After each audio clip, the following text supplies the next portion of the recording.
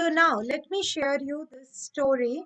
So what we are supposed to do now is that mind our behavior. अपने behavior को थोड़ा सा mind करें, थोड़ा observe करें कि मेरा behavior कैसा हो रहा है, especially stressful situation में जहाँ पे थोड़ी सी anxiety वाली situation होता है ना, तो parents घबरा जाते हैं. तो वो जो घबराहट है ना, वो आपके बच्चों के अंदर भी ट्रांसफर हो जाता है और वो बच्चे भी वैसे ही घबराना शुरू कर देते हैं. तो आपको बहुत ध्यान देना है कि कोई भी स्ट्रेसफुल सिचुएशन में अगर आप ये बोलते हैं हाँ कोई बात नहीं, हैंडल हो जाएगा, संभाल लेंगे, देख लेंगे, तो ऑटोमेटिकली वो बच्चे भी सही तरीके से उनकी भी परवरिश होती है और वो भी अपने स्ट्रेसफुल सिचुएशन को बहुत अच्छे से संभाल पाते हैं. आज की जो स्टोरी है बहुत पुरानी बात है, जहाँ किसी गांव में एक साधु रहते. वो साधु ये सोचते थे कि मैं ना हिमालय में जाके थोड़ा सा कुछ अध्यापन करूं, अध्ययन करूं और वहां पे जाके मेडिटेशन करूं. पर उसके पहले उनका एक विचार आया कि उसके पहले हिमालय इतना ऊंचा मैं जाऊंगा, इसके पहले मैं वैष्णो देवी चला जाता हूँ. वैष्णो देवी में जाके माता का दर्शन कर लेता हूँ. माता का दर्शन करने के बाद उतनी चढ़ाई अगर मैं चढ़ता हूँ तो मुझे पता चलेगा कि मैं हिमालय की चढ़ाई भी चढ़ सकता हूँ कि नहीं. तो वो वहां पे वैष्णो देवी के मंदिर चले गए वहां पे. तो वहां पे वो चढ़ते जा रहे, एक छोटा सा एक बोझा लेके. बोझा में क्या है, एक कपड़ा, एक कपड़े का सेट और कुछ खाना, रास्ते में खाने के लिए थोड़ा सा भोजन, बस यही है बैग में और कुछ है ही नहीं.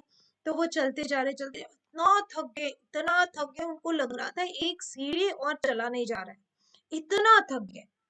अब उसके बाद क्या हुआ कि थोड़ा और चलने लगे ना, तो उनको एक लड़की दिखी. उनको लड़की दिखी कि लड़की जो है ना, अपने कमर पे एक अपने बहुत ही बड़े, मतलब करीब 12-13 साल के एक लड़के को लेके कमर पे, कभी कमर पे रख रही है, कभी पीठ पे रख रही है, ऐसे ही करके वो हंसते हुए, स्माइल करते हुए वो एक एक सीढ़ी चढ़ती जा रही है.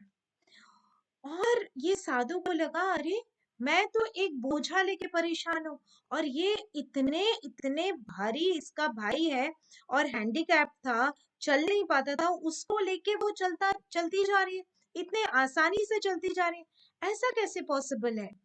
तो वो उस लड़की के पास वो साधु गए, जाके पूछा, अच्छा बेटी एक बात का जवाब दोगी मुझे. बोला क्या.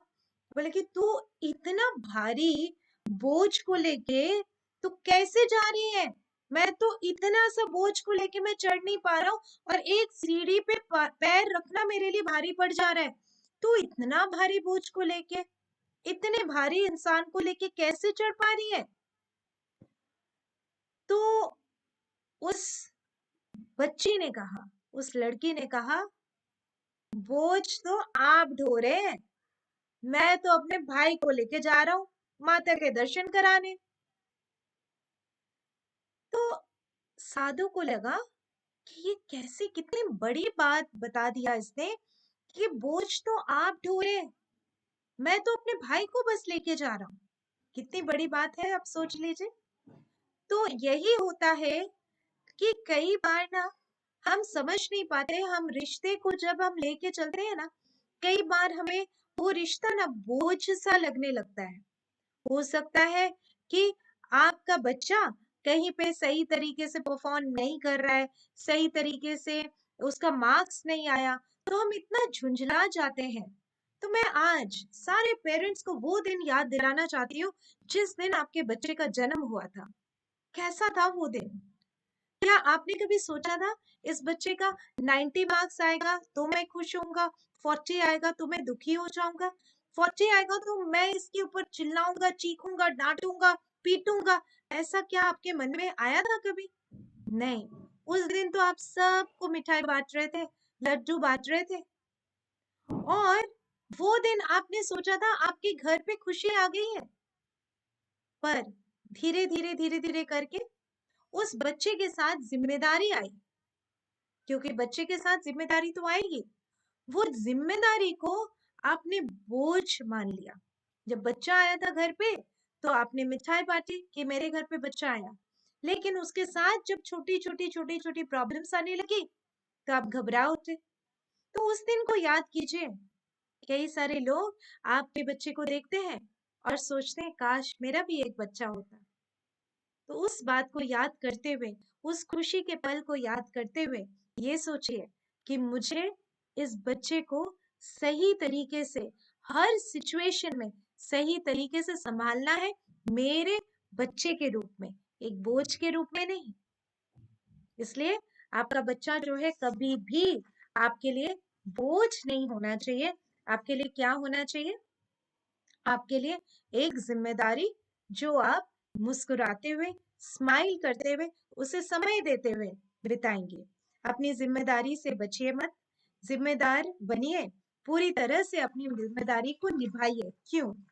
क्योंकि अगर एक नेता अपनी जिम्मेदारी निभाए तो देश में कभी भ्रष्टाचार नहीं होगा। एक शिक्षक अपनी जिम्मेदारी निभाए तो कोई बालक मंद बुद्धि नहीं होगा। अगर एक छात्र अपनी जिम्मेदारी निभाए तो कोई इंसान बेरोजगार या भूखा नहीं होगा।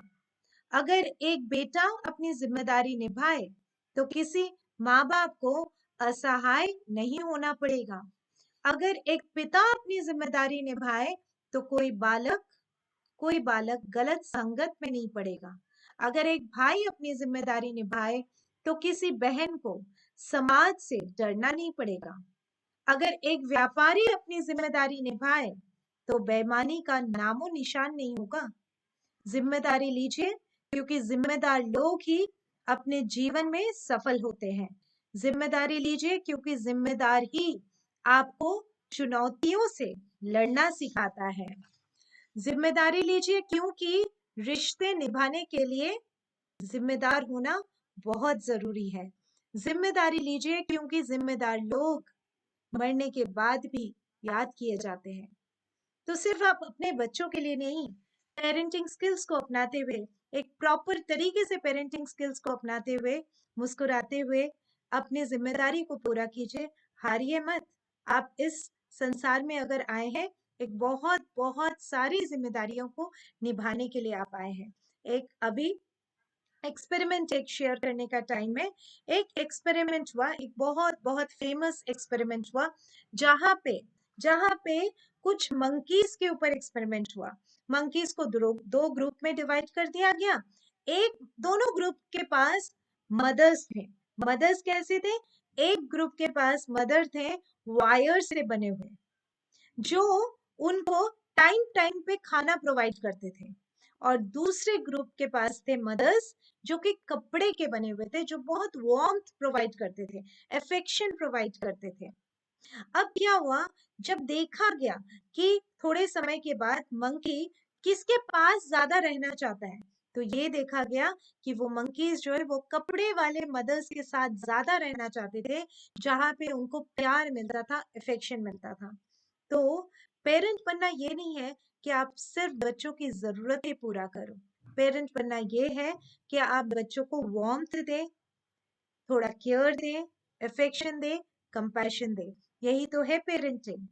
इसी तरह से अलग अलग स्टोरीज हम लेके आएंगे हर वीक आपके लिए, ताकि आपको इन स्टोरीज से और इन रिसर्चर्स से कुछ आपको सीखने को मिले और आप एक बेहतर पेरेंट बनते जाएं, क्योंकि आपके ऊपर हमारे देश का जो भविष्य है वो टिका हुआ है।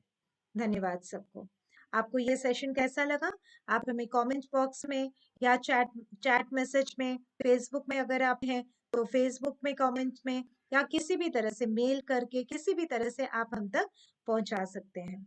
अगर कोई भी प्रॉब्लम हो, उसके ऊपर आप कोई स्टोरी चाहते हैं, तो वो भी हम आपके लिए कस्टमाइज्ड करके आपके सामने ले आ सकते हैं, ताकि सभी के लिए फायदा हो सके। Thank you so much all of you.